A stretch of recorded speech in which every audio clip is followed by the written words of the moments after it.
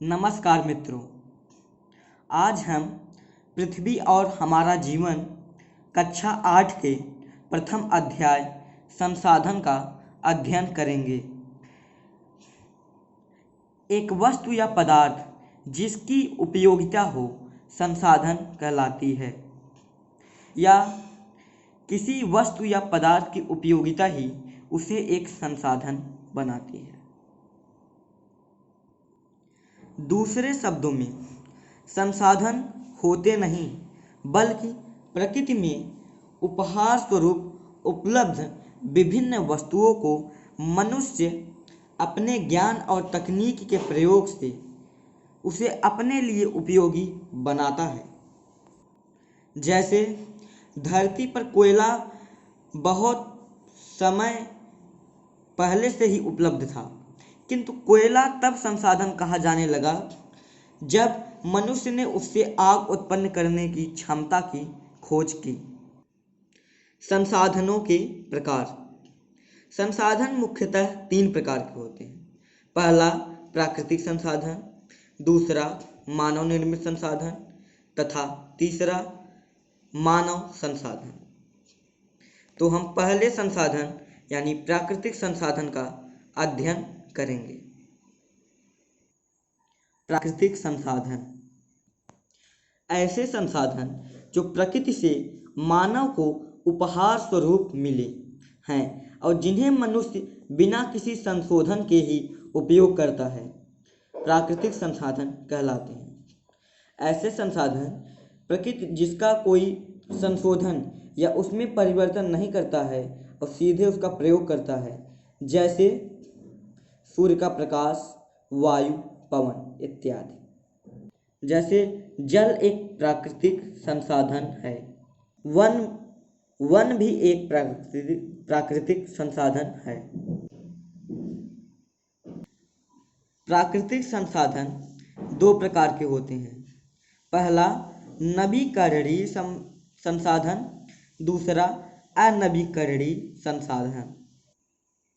ऐसे संसाधन जो प्रकृति में असीमित मात्रा में उपलब्ध हों, जिनको प्राकृतिक प्रक्रियाओं द्वारा या मानव द्वारा नवीकृत अथवा पुनः पूरित किया जाता है, नवीकरणीय संसाधन कहलाते हैं।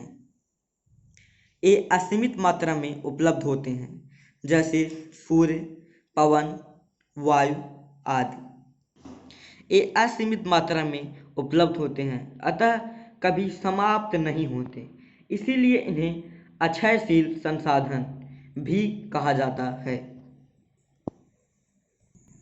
दूसरा प्राकृतिक संसाधन अनवीकरणीय संसाधन है। ऐसे प्राकृतिक संसाधन जो भूतकाल में निर्मित हुए हैं तथा जिनका भंडार सीमित मात्रा में है, अनवीकरणीय संसाधन कहलाते हैं। अनवीकरणीय संसाधन का एक बार उपयोग होने के बाद इन्हें पुनः प्राप्त नहीं किया जा सकता। प्रकृति में उपलब्ध जीवाश्मी ईंधन तथा धातुएं अनवीकरणीय संसाधन हैं। ऐसे संसाधनों को पुनः निर्मित होने में हजारों वर्ष लग जाते हैं। कोयला, पेट्रोलियम, प्राकृतिक गैस कुछ जीवाश्मी ईंधन हैं।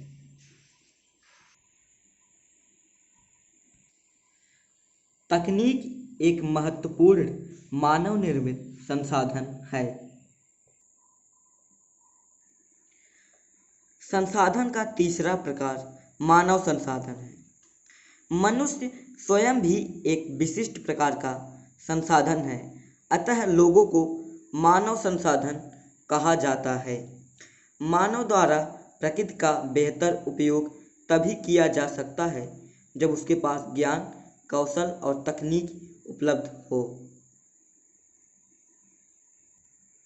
क्या आप जानते हैं, भारत सरकार के अधीन मानव संसाधन विकास मंत्रालय, भारत सरकार के अधीन मानव संसाधन विकास मंत्रालय है।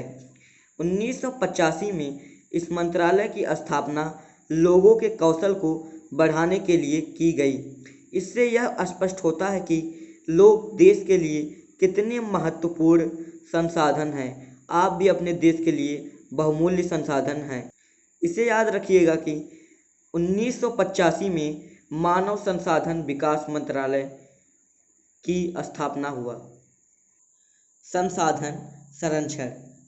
संसाधनों का विवेकपूर्ण उपयोग संसाधन संरक्षण कहलाता है। जैसे वनों की अंधाधुंध कटाई, जल का दुरुपयोग इत्यादि तथा पेट्रोलियम प्राकृतिक गैसों को बचाए रखना भावी पीढ़ियों के लिए इत्यादि संसाधन को संरक्षित करना ही संसाधन संरक्षण है। सतत पोषणीय विकास।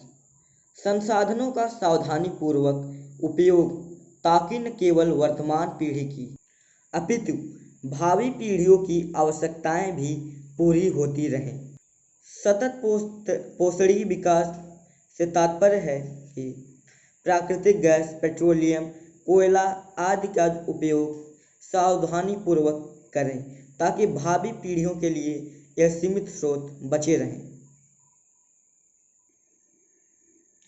क्या आप जानते हैं संयुक्त राष्ट्र संघ ने 25 सितंबर 2015 को सतत पोषणीय विकास के लिए वर्ष 2030 तक 17 लक्ष्यों को पूरा करने का संकल्प लिया है।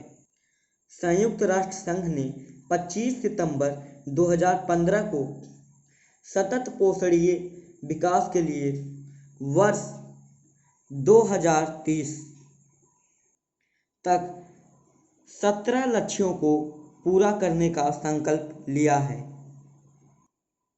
इन संकल्पों को पूरा करने हेतु भारत सहित विश्व के अनेक देशों ने अपनी सहमति प्रदान की है। इन लक्ष्यों में 5P पर बल दिया गया है।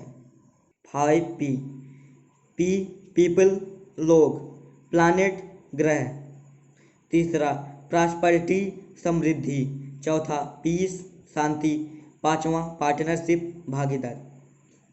पहला पीपल लोगों को समृद्ध बनाना इस योजना का महत्वपूर्ण अंग है। दूसरा ग्रह, धरती को स्वच्छ एवं साफ रखना। तीसरा प्रॉस्पेरिटी समृद्धि, धरती को समृद्ध बनाए रखना। चौथा पीस शांति, युद्ध का न होना, परमाणु हथियारों का प्रयोग न करना इत्यादि। पांचवा पार्टनरशिप भागीदारी, एक दूसरे देशों का सहयोग करना तथा सभी देशों को एक साथ लेकर आगे बढ़ना। इस योजना का लक्ष्य है संयुक्त राष्ट्र जलवायु निकाय UNFCCC के समक्ष भारत ने जलवायु पहल योजना 2 अक्टूबर 2015 को सौंपी। 2 अक्टूबर को गांधी जी का जन्म हुआ था, जिसमें भारत ने वर्ष 2020 तक अपनी 40% ऊर्जा आवश्यकता का गैर जीवाश्मी स्रोत